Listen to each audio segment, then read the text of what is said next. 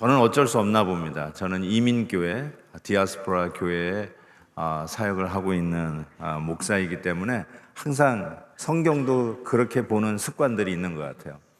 오늘 이 본문 야고보서도 실은 이민자가 받은 서신이다라고 해도 틀리지 않을 것 같습니다. 이 야고보서를 쓴 저자 야고보는 성경에 야고보라는 이름을 가진 세 사람이 나와요. 그 중에 두 사람은 예수님의 제자입니다. 그리고 이 세 번째 야고보, 이 야고보는 예수님의 친동생입니다. 예수님에게 남자 형제 넷이 있었어요. 그 중에 장남이라고 저는 여겨지는데 그 제임스 더 저스트라는 별명을 가졌죠. 아니면 낙타 무릎, 얼마나 기도를 열심히 했는지 그의 무릎이 낙타 무릎같이 변했다 해서 이 낙타 무릎 야고보라는 별명을 가진 바로 그 야고보입니다. 예루살렘 초대교회에서 가장 힘 있는 사람이라고 해도 틀리지 않았던 이 야고보가 아니면 교회가 제대로 설 수 있었을까라고 할 정도로 교회를 지키고 교회의 큰 몫을 감당했던 분이 바로 이 야고보입니다. 이 야고보가 흩어진, 쉽게 해서 이민간 자기 그 성도들을 향해서 쓴 편지가 야고보서입니다. 그래서 저는 이민자의 입장에서 또 무슨 말씀을 하시나라는 그 시야로 이게 말씀 보니까 새롭게 깨달아지는 부분들이 있더라고요. 이민자, 저희도 그랬지만 이민자들은 그 맨주먹으로 자수성가한 분들이 꽤 많습니다. 물론 자산을 가지고 오셔서 큰 사업을 하시는 분도 있겠고, 또 이 전문 직업 공부를 열심히 하셔가지고 의사, 변호사 되신 분들도 참 많고, 아니면 정말 이 청소하는 일부터 시작해서 세탁소, 또 정원 꾸미는 꾸미는 일들, 뭐 여러 가지 소위 그 블루 칼라 잡을 가지고 이민 생활을 하셨던 분도 있어요. 그래서 제가 지난번에 말씀드린 건 저희 가정은 아이스크림 가게를 했다고 말씀드렸던 기억이 있습니다. 그래서 그런지요, 자수성가한 사람들이 의외로 많습니다. 맨주먹으로 일구었다고 하는 그런 것들이 있어요. 그리고 저희 부모님도 그랬지만 이민 간 이유가 우리 자식들 교육시키기 위해서 이민 갔습니다. 도저히 이 한국 땅에서는 우리 애들을 내가 벌고 있는 이 월급으로는 도저히 공부시킬 수가 없겠다. 그래서 미국을 향해서 갈 기회가 있으셔서 이민을 가게 됐거든요. 늘 우리들 보고 하는 말, 니들 때문에 내가 여기 왔다. 그게 굉장한 스트레스였어요. 왜 당신 때문에 가야지, 왜 우리 때문에 와, 이런 생각도 했다니까요. 그런 생각을 했기 때문에 소위 이 언어의 장벽, 문화의 장벽, 이걸 뚫고 가야 되잖아요. 근데 다 커서 자식들을 위해서 이민 왔으니 자기의 그 직업을 살려서 자기의 어떤 커리어를 위해서 하는 거는 만만치 않거든요. 말씀드렸나요? 저희 부모님은 성악을 하시고 피아노를 하셨던 분이에요. 음악 가정이에요. 그런데 미국 가서도 뭐 오페라 가수를 할 수 있었을까요? 아니죠. 그러니까 우리 아이들 먹여 살려야 되니까, 공부는 시켜야 되니까 아이스크림 가게를 시작을 한 거죠. 그러면서 티끌모아 태산이라고 조금씩 커가면서 드디어 누가 보더라도 성공했구나. 자식은 당신 성공했어. 자식 농사 잘 지었어. 자녀 교육을 위해서 미국 왔는데 당신 아들 하버드 갔네. 당신 딸 스탠포드 갔네. 성공했네. 듬직 이렇게 큰 집도 사고 성공했어. 이게 무슨 자동차야? 나이스하게 날아가네. 어쨌든 이런 성공이라는 말이 어쩌면 이 모국에 있는 우리 성도님들보다 이민 간 성도들에게는 더 애착이 있는 단어가 아닌가 싶어요. 나는 반드시 성공해야 돼. 문제라고 하는 것이죠. 그런데 이런 성공한 것에 대해서 또 드러내야 되잖아요. 내가 그래도 어떤 사람인데 이게 나타나야 되잖아요. 그런 것들이 이민교회 안에서 자랑의 문제로 등장하기 시작하는 거예요. 그런데 이 자랑의 문제가 실은 교회를 허무는데 얼마나 위험한 일로 작동하는지 모릅니다. 그래서 야고보 선생님이 디아스포라, 이 흩어진 이민교회 안에서 만연하고 있는 이 자랑 문제를 오늘 본문에서 다루고 있는 것입니다. 그래서 낮은 형제는 lowly brothers, 낮은 형제는 뭐 직업적으로 이렇게 페이가 별로 좋지 않는, 어떻게 보면 사회적으로 조금 천하다고 여겨지는 그런 낮은 형제는 자기의 높음을 자랑하고, 또 부한 자는 자기의 낮아짐을 자랑할지니라 라고 이야기를 하고 있습니다. 그런가 보다 할 수 있지만 이 본문 내용이 굉장히 좀 깊이가 있는 내용이라서 좀 더 살펴보기를 원합니다. 이 인간적으로 자랑할 것이 많았던 사람 중에 하나가 아마 사도 바울이 아니었을까 싶어요. 사도 바울은 성분상 유대인 중에서는 송골이라고 하는 베냐민 지파였어요. 초대 왕 사울 왕이 베냐민 지파 출신 아닙니까? 그리고 그가 얘기했듯이 자기는 히브리인 중에 히브리인이라고 이야기를 합니다. 그러니까 굉장히 양반 집안이라는 뜻이겠죠. 뼈대가 있는 집안이라고 이야기할 수 있을 거예요. 우리 한국식으로는 어떻게 되는지 모르겠습니다. 저는 아버님한테 물어보니까 김씨인데 김하나 목사하고 같은 김씨는 아닌 것 같아요. 저는 용궁 김씨예요. 용궁 김씨. 또 오늘 나가다가 또 나 좀 봐야 되겠다고 하는 분이 있을지 모르겠습니다. 그리고 그는 가말리엘의 문화생이었어요. 가말리엘을 스승으로 둔 분이었어요. 우리식으로 얘기하면 소위 스카이대 출신이었다고 이야기할 수 있을 겁니다. 또 로마 시대인데 로마 시민권자였습니다. 그리고 부자였음이 틀림이 없습니다. 거기다가 해외 유학파라고 이야기할 수 있을 거예요. 이런 바울이 그리스도를 아는 지식과 자기의 가진 그 소위 스펙, 자랑할 만한 것들을 비교해 보면 그가 이렇게 얘기했어요. 그것은 배설물과 같다. 이렇게 얘기했어요. 영어로 그걸 rubbish라고 그래요. rubbish. 여러분 비행기 타면은 승무원들이 쓰레기를 거두러 다녀요. 나중에 식사 후에. 미국 가는 비행기를 타시면 trash 하면서 거두러 다녀요.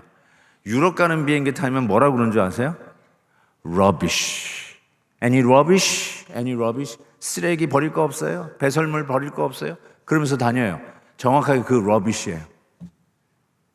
사도 바울이 그 사람들이, 수많은 사람들이 그것 때문에 살고 그걸 위해서 살고 그것을 성공이라고 브랜드 네임을 붙인 바로 그것을 뭐라고 얘기하냐면, 야 이거는 쓰레기야, rubbish야, 배설물이야.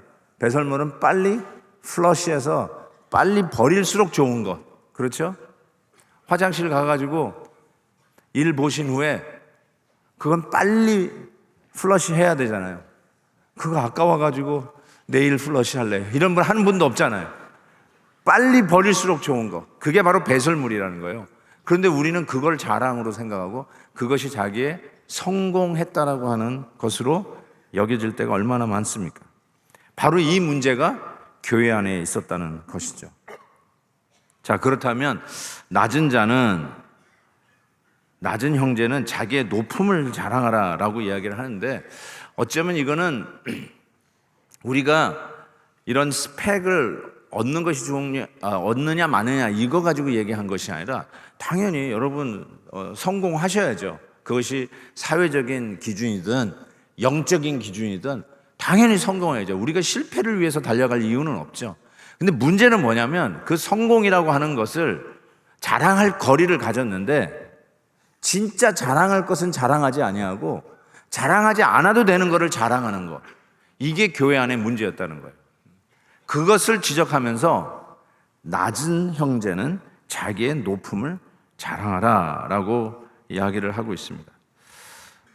낮은 자는 자기의 높음을 자랑하라. 이게 무슨 뜻일까요? 저는 이 가난함이 결단코 부끄러운 것은 아니죠. 애를 써도 안 되는 경우가 있고 그런 사회적인 구조가 있을 수 있죠. 정당하게 내가 노력한 만큼 버는 사회가 안 될 수도 있죠. 우리의 역사 속에서.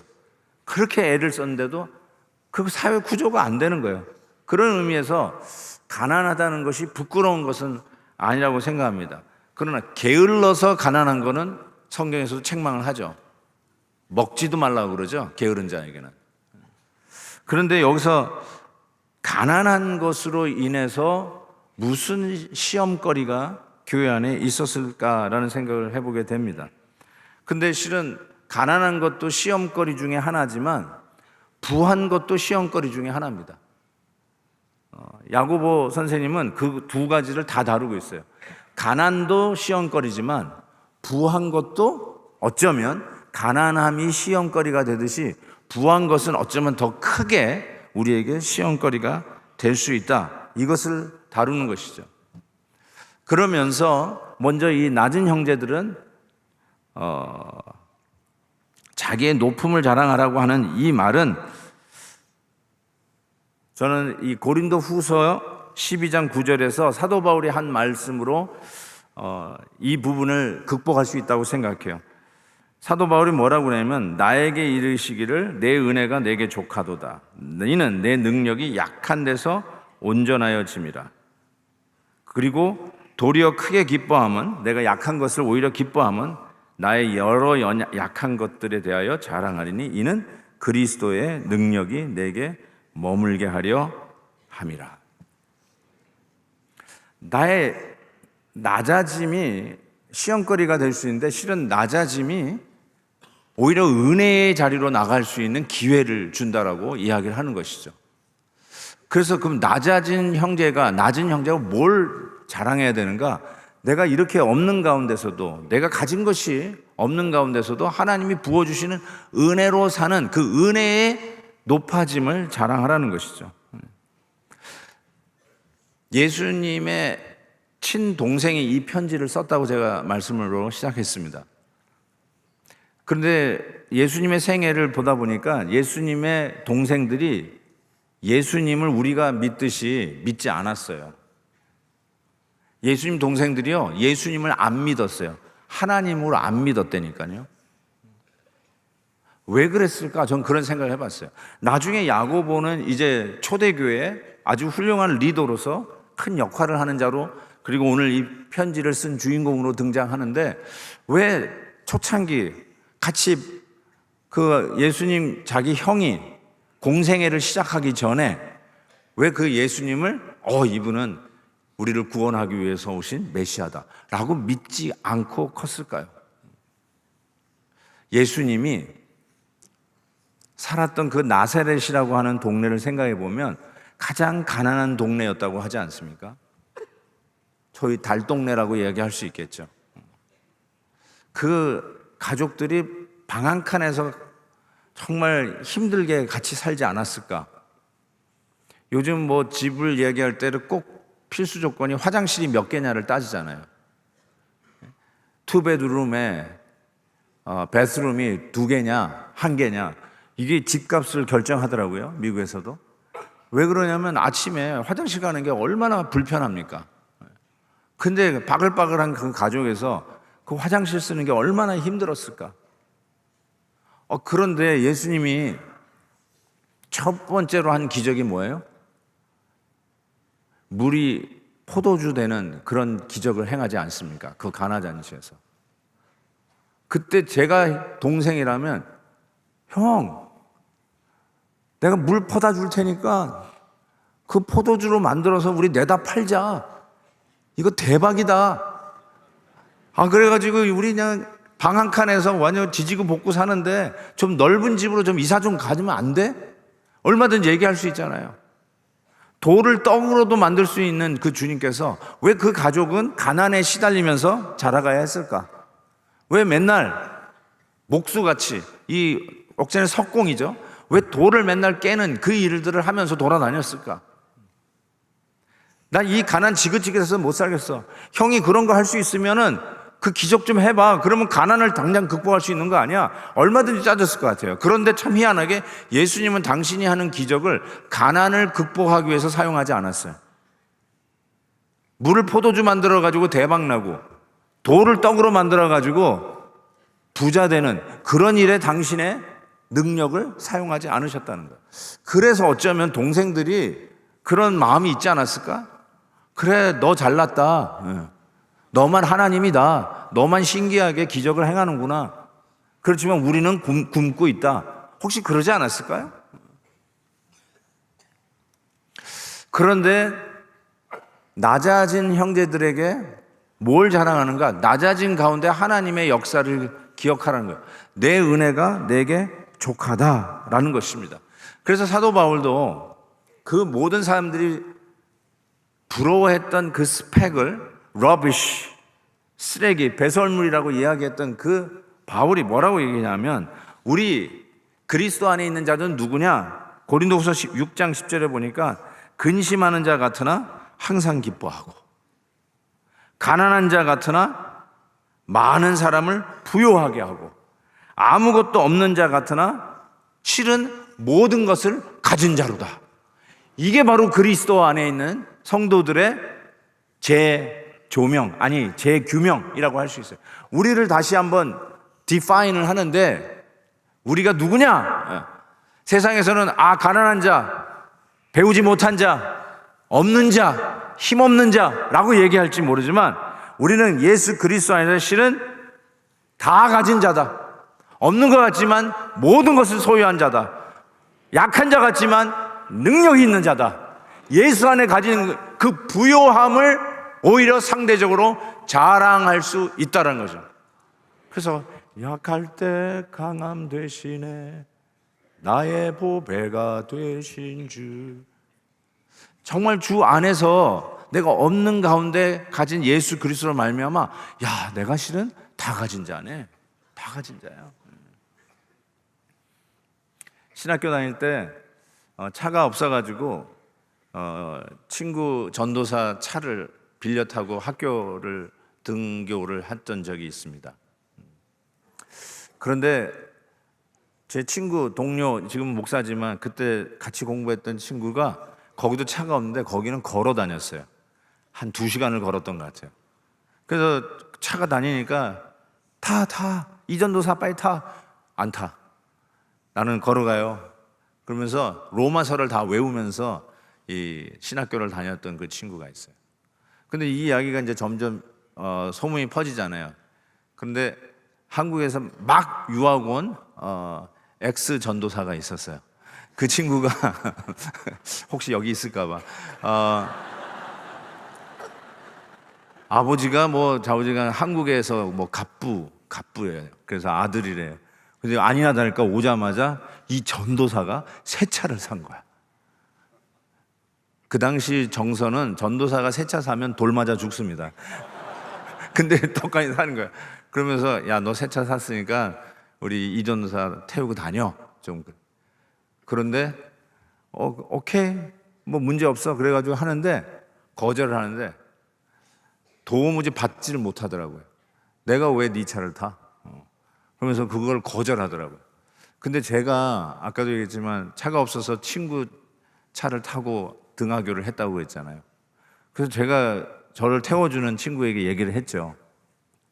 이 전도사가 차가 없는데 우리 거기 좀 태워주자. 그랬더니 오케이 그러는 거예요. 그래서 제가 갔어요. 이 전도사, 나도 빌려 타고 다니는데 같이 타자. 그랬더니 그러겠대. 저는 왜 그랬을까?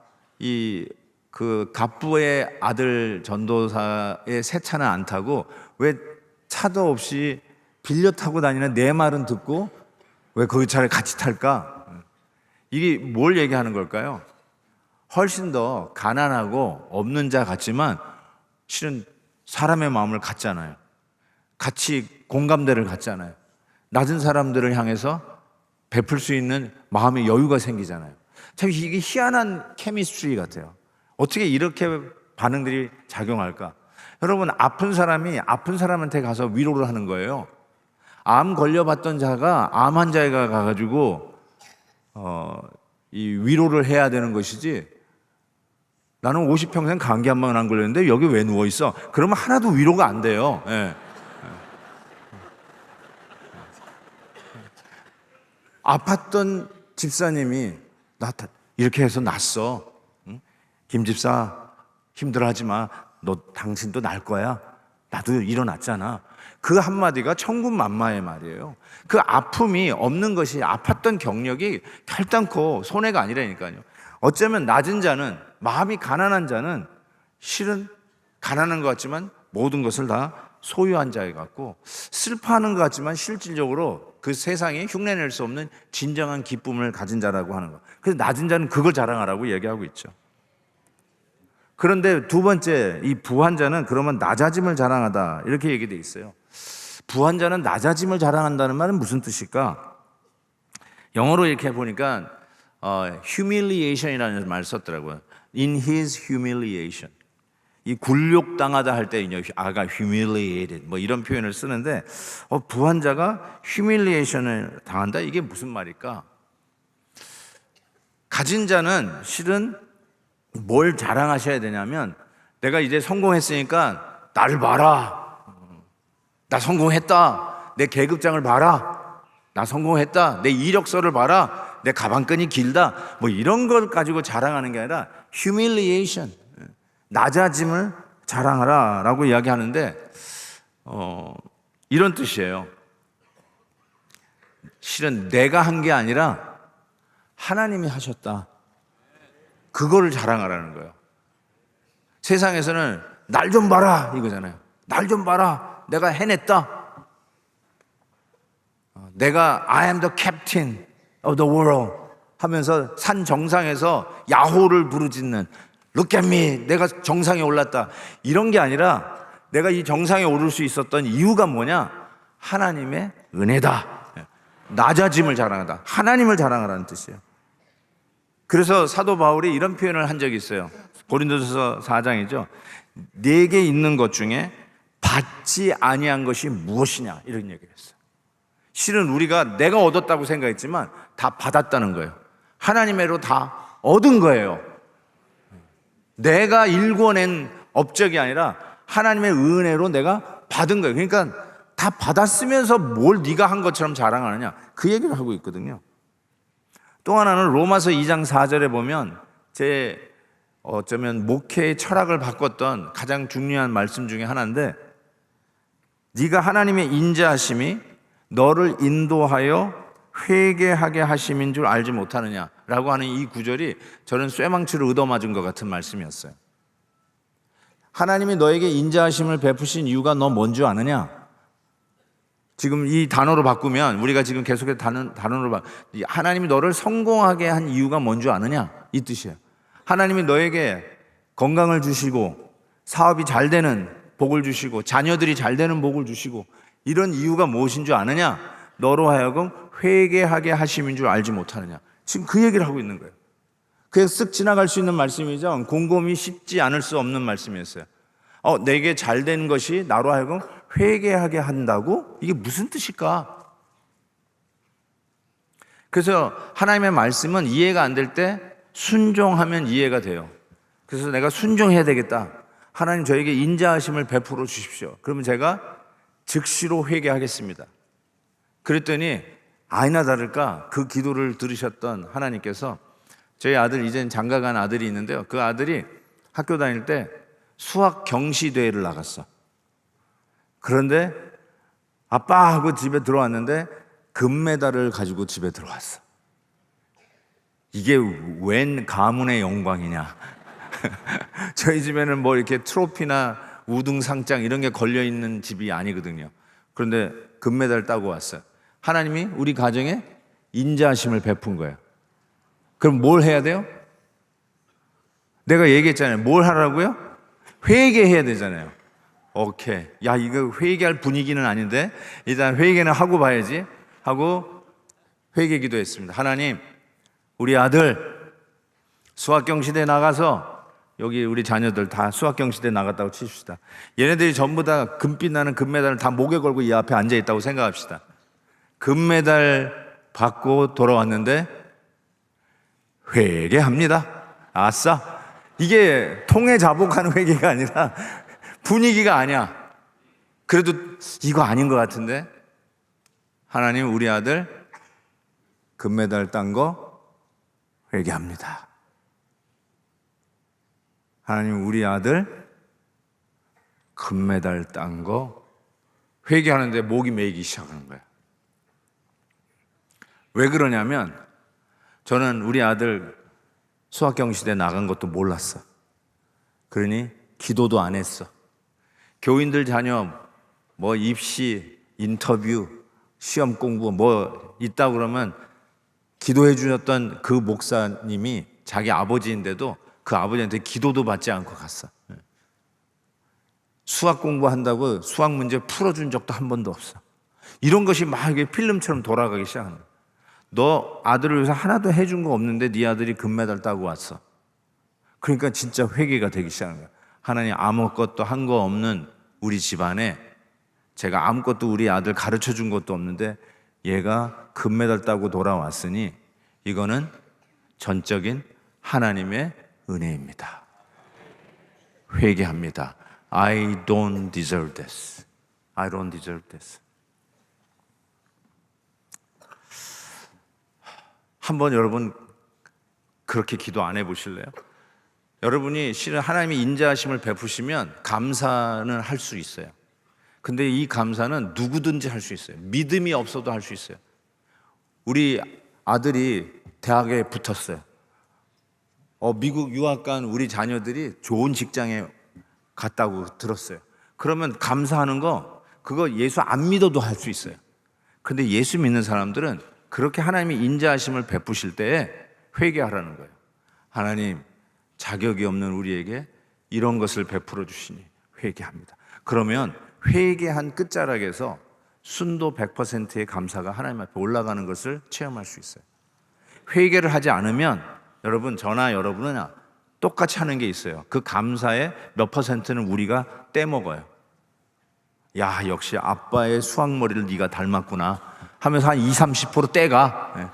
그러면 옆에서 있는 아내가, 여보 무슨 소리야, 내가 수학학원 얘 데려다 주고 데려오느라고 얼마나 고생했는데, 거기서 또 20, 30% 또 떼가. 그리고 하나님 앞에 한 3, 40% 감사가 올라가요. 그런데 회개하면 100% 감사가 하나님 앞에 올라가요. 그래서 여러분이 정말 고마워하는 감사 기도는 해봤지만 회개 기도 안 해본 거 오늘 꼭 좀 할 수 있기를 바라요. 오늘 이렇게 자녀들 나와 있는데 여기 나와 앉아 있는 게 이게 강단 출신 자녀들이잖아요. 여기 출신 자녀가 우리 교회 권사님으로 계세요. 우리 배대교회 권사님이 강단 출신이래. 무슨 소리야 그랬더니 여기 토요 여기에 늘 올라왔대. 자기 강단 출신이래. 와. 그분이 권사님이 되셔가지고 아마 이 자리에 계실 수도 있어요. 그 권사님이 계셔가지고 우리 교회 권사님 되셨다니까요. 이게 얼마나 복이에요. 이거 다 복이죠. 여기 올라온 자녀들의 부모님 회개할지어다. 어떻게 우리의 자녀들은 저렇게 말 듣고 웬만하면 그냥 집에서 잔다고 그러면 이길 수가 없죠. 요즘 애를 이기는 부모가 어디 있어요. 그런데 순종하고 나와서 이 자리에 올라왔다? 회개하셔야 돼요. 이게 그냥 주어지는 일이 아니에요. 하나님의 은혜가 아니면 이런 일이 있을 수가 없어요. 저는 우리 교회 가서 아무리 협박 공갈을 해도 안 데리고 나오는데 이거 보세요, 이렇게 나온 거. 이제 설교를 마무리해야 될 것 같습니다. 저는 목회 중에 제일 잘한 것이 하나 있다면 저희 교회에서 학교를 시작한 거예요. 베델 클래시컬 아카데미라고. 그것도 팬데믹, 이번에 이 팬데믹 기간에 시작을 하게 되었어요. 저는 그래서 아이들 보면 가슴이 막 뜁니다. 왜냐하면 우리들이 어떤 처지에 있든지 간에 이러한 하나님의 일꾼들을 만들어내는 게 가장 중요하다. 낮든지 높든지 비나든지 부하든지 어떠한 상황 속에서도 하나님의 사람으로 당당히 서가는 자, 없는 것 같지만 다 가진 자요, 슬퍼하는 것 같지만 진정으로 기뻐하는 자라. 그리고 세상에서 봤을 때 박수치고 부러워하는 그 위치에 있으면서도 나의 나됨은 하나님의 은혜라고 이야기하는 이런 사람들 만들어내지 않는가? 그런 사람들이 이 땅에 소망이 되어야 되지 않는가? 썩어져가는 세상에 그래도 빛나는 별과 같은 반짝거림의 소망이 있다면 그것이 무엇일까? 저는 우리 다음 세대라고 생각합니다. 한 사람만 제대로 되면 돼요. 한 사람만, 어쩌면 제가 늘 기도한 대로 하나님 우리 학교에서 처음으로 한국인이 미국 대통령 나오게 해주세요. 어떤 사람 픽픽거리는데 나는 그렇게 기도해요. 하나님 우리 학교에서 처음으로 코리안 아메리칸이 미국 대통령 되는 날이 오게 해주세요. 캘리포니아 주지사가 우리 학교 출신이 되게 해주세요.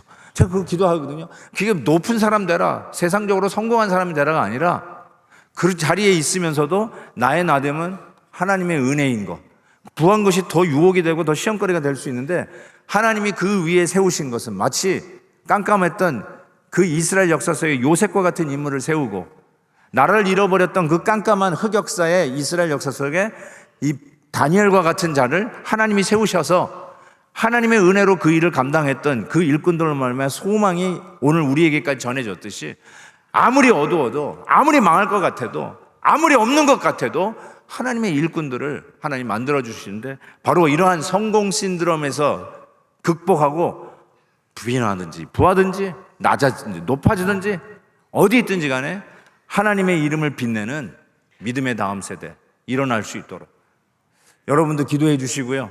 우리 특별히 앞에 나와서 오늘 강단, 여기 강단 출신들이 뭐가 될지 몰라요. 그렇죠? 네. 저들을 축복하셔서 하나님의 일꾼들로 귀하게 쓰임받도록 주께서 축복하시기를 간절히 기도합니다.